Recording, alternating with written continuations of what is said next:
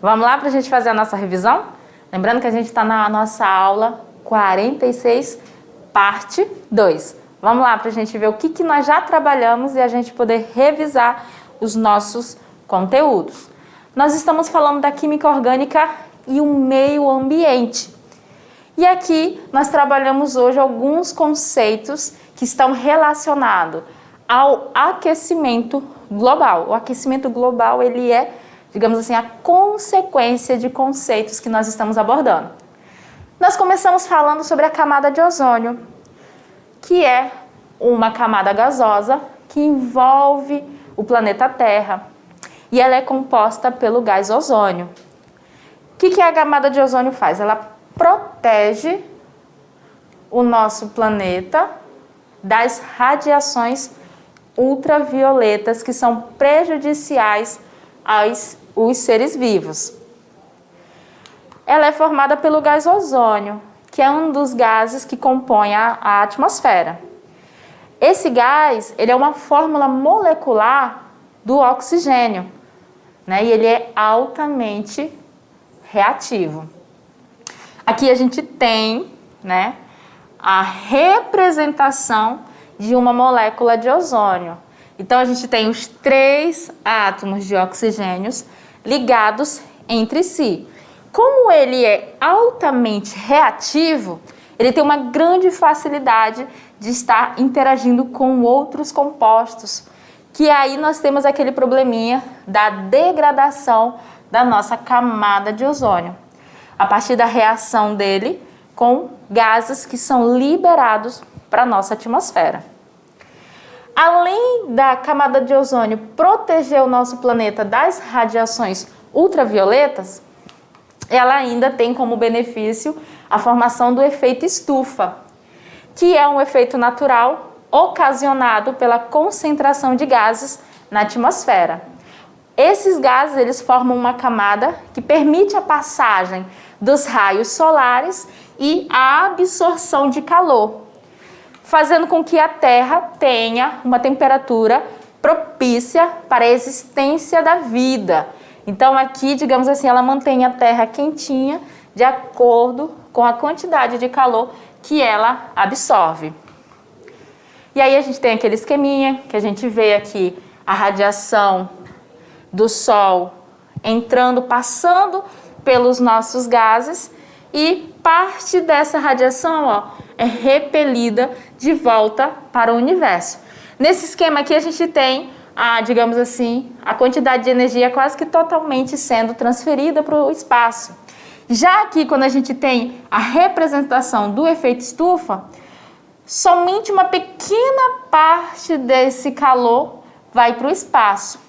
A outra parte é absorvida pelos gases do efeito estufa e fica mantido na nossa atmosfera, ou seja, ele repele esse gás para a atmosfera da Terra em vez de lançá-los para o espaço.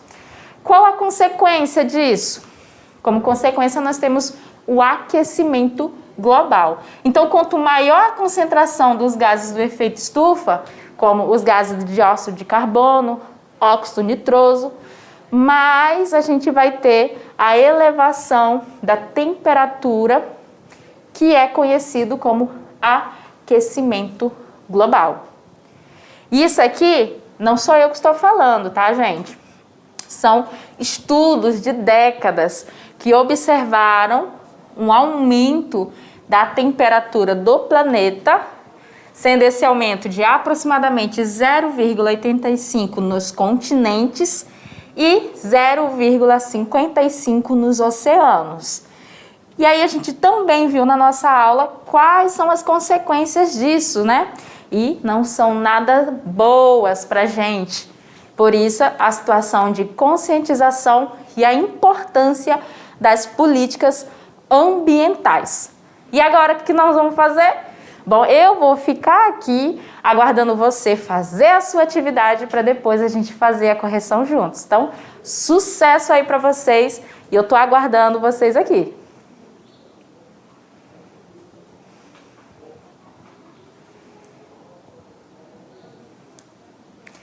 O que vocês acharam dessa atividade?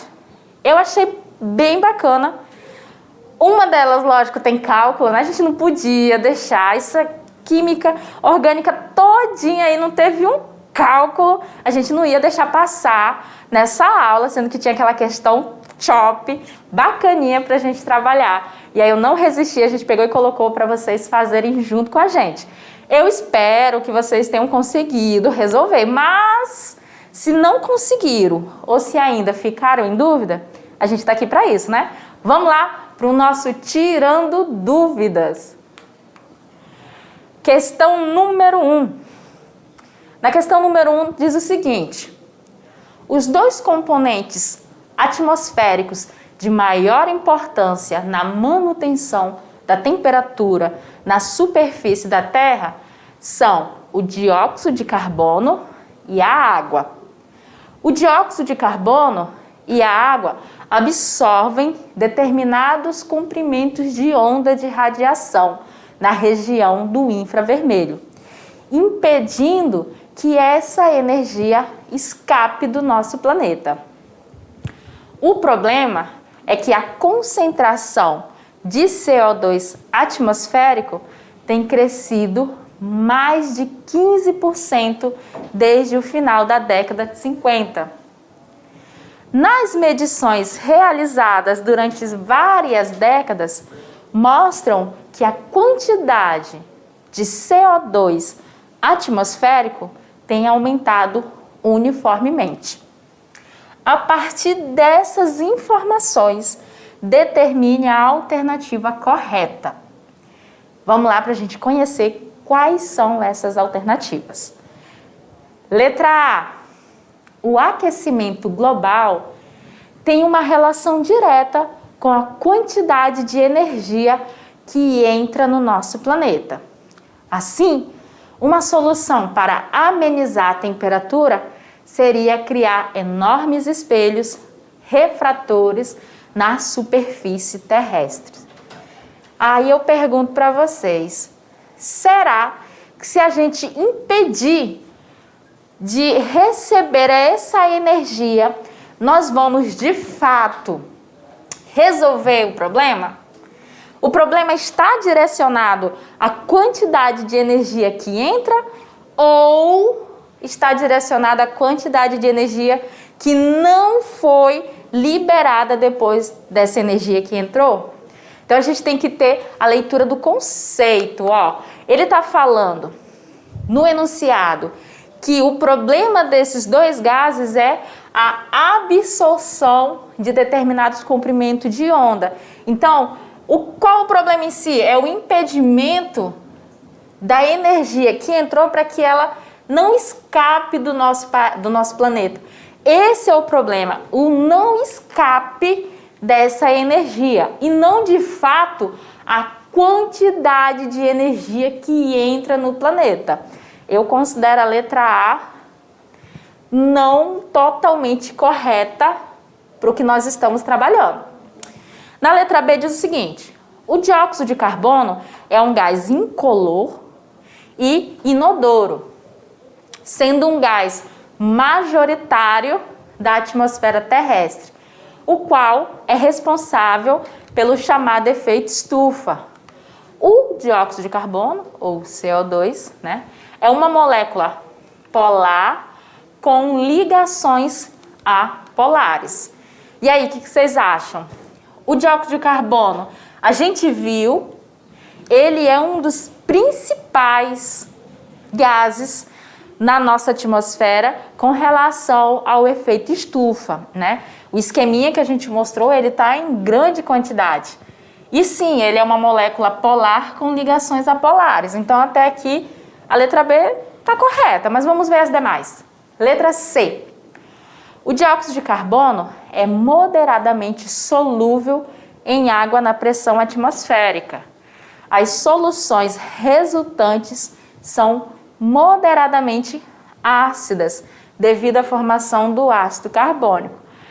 Isso aqui, gente, não é o caso. Na pressão atmosférica, não, porque seria muito fácil o dióxido de carbono ser absorvido pelos mares. Letra D. Radiação infravermelha é muito perigosa, porque ela viaja com a mesma velocidade da luz, né? Aproximadamente 300 mil quilômetros por segundo. E aí, o que vocês acham? Isso aí seria verdade? A letra B é a nossa alternativa correta. O dióxido de carbono, ele é um gás que não tem cheiro, tá? Ele não tem cor. Ele é um dos majoritários, sim, na nossa atmosfera terrestre.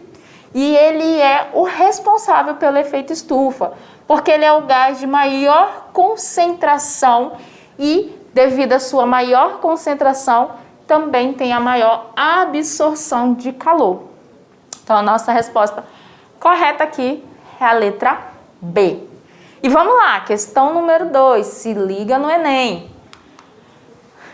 Nessa questão, uma questão que caiu no Enem, fala o seguinte: em marca de 2001, o presidente dos Estados Unidos da América, George W. Bush, causou polêmica ao contestar o Pacto de Quioto, dizendo que o acordo é prejudicial à economia norte-americana, em um momento em que o país passa por uma crise de energia.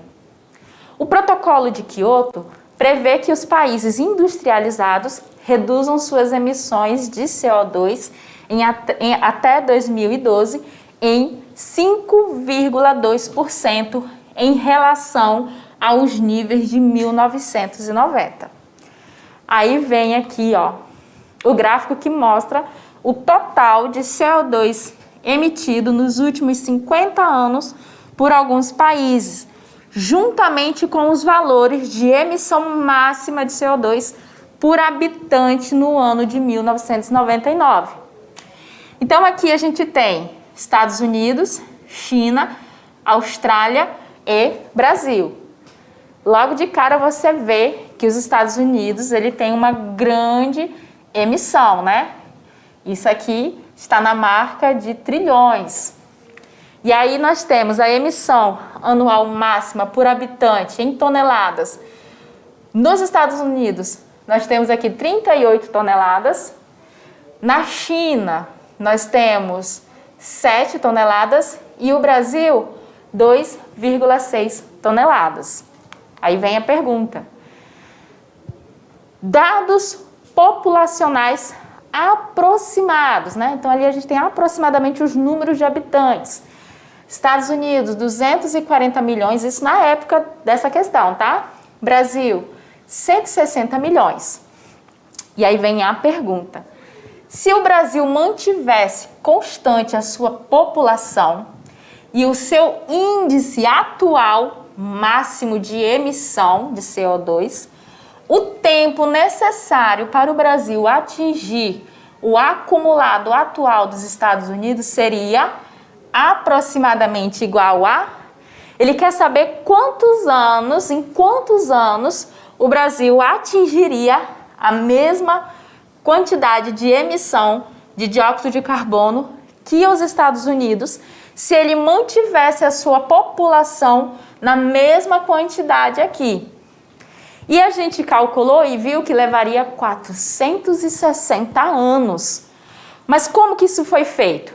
Primeiro, a gente viu lá, 2,5, que a emissão total por habitante no Brasil nós temos de 2,5 toneladas. E aí a gente vai fazer a relação com a quantidade dos Estados Unidos. Então aqui, Estados Unidos, com a quantidade total de habitantes, perdão.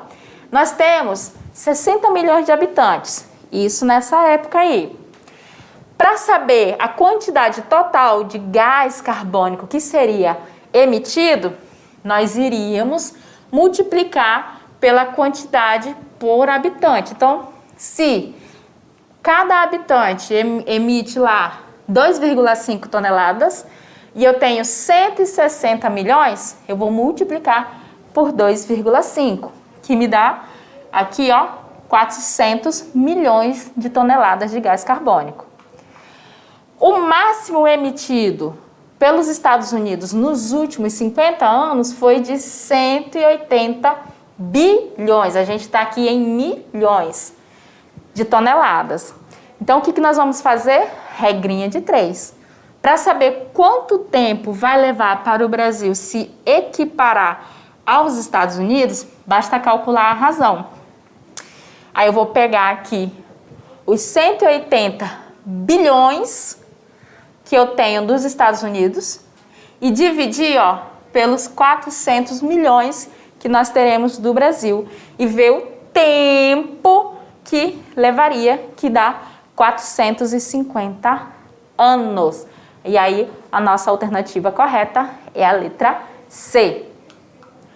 Questão número 3, questão do Enem, e diz o seguinte: as florestas tropicais úmidas contribuem para a manutenção da vida no planeta, por meio do chamado sequestro de carbono atmosférico, resultado de observações sucessivas nas últimas décadas, indicam que a floresta amazônica é capaz de absorver até 30 milhões de toneladas de carbono por ano.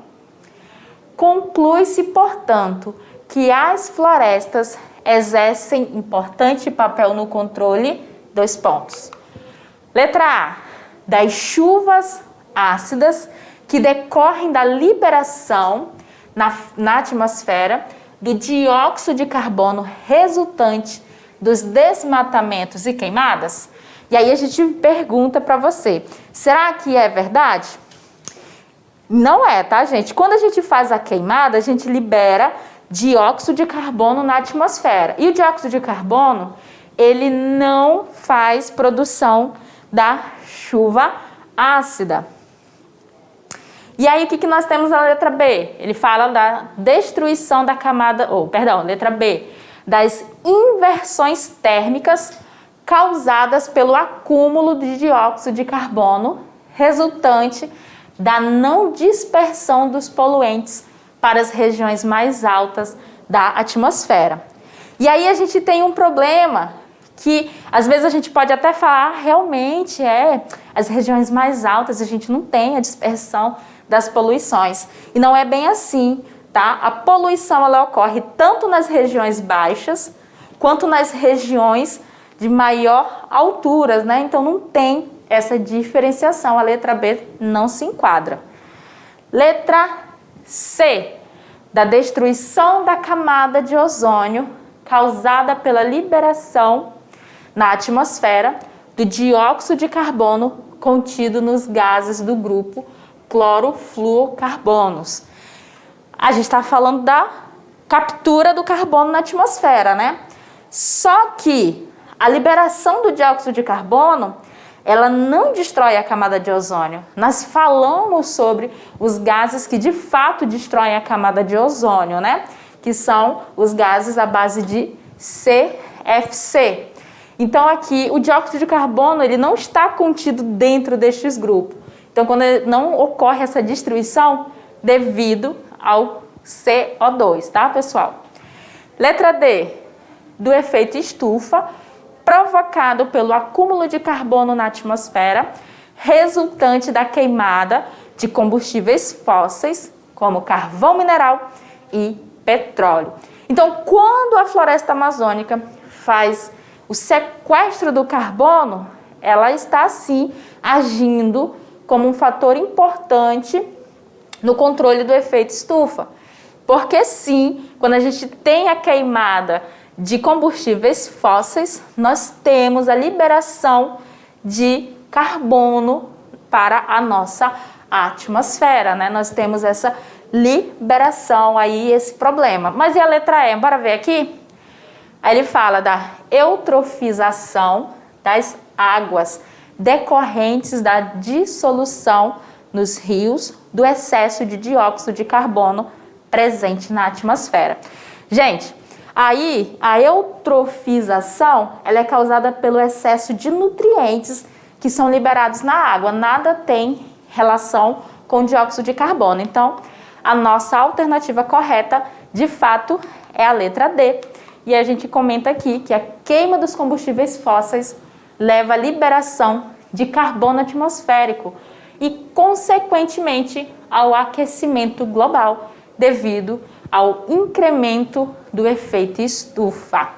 E aí a gente encerra mais uma aula, lembrando que a gente já está chegando na reta final da nossa disciplina e com ela vem a avaliação. E você não está fora dela não, né? Então vá se preparando. E eu encontro vocês na nossa próxima aula.